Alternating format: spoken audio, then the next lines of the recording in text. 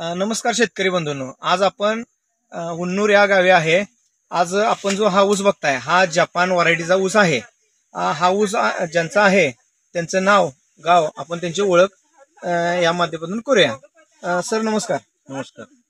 आपलं नाव सांगा. माझं नाव बंडोबन तत्वा संपाळ, राहणार वडूर, तालुका कागद, जिल्हा कोल्हापूर.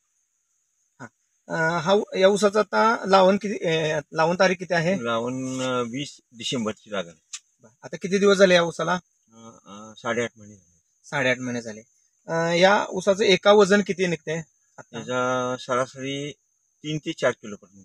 4 किलो पर्यंत निघते, म्हणजे 100च्या वर अवरेज देणार आहे. 100. या ऊसाची रिकव्हरी किती निघते? एक म्हणजे 12 ते 13 महिन्यानंतर 12% वरती रिकव्हरी. 12% वरती आहे.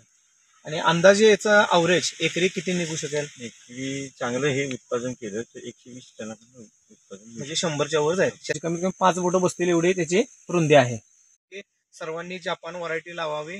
प्रत्येकाला अवरेजच्या माध्यमातून म्हणजे शेतकऱ्याला चांगले पैसे मिळतील आणि अवरेज पण चांगले मिळेल.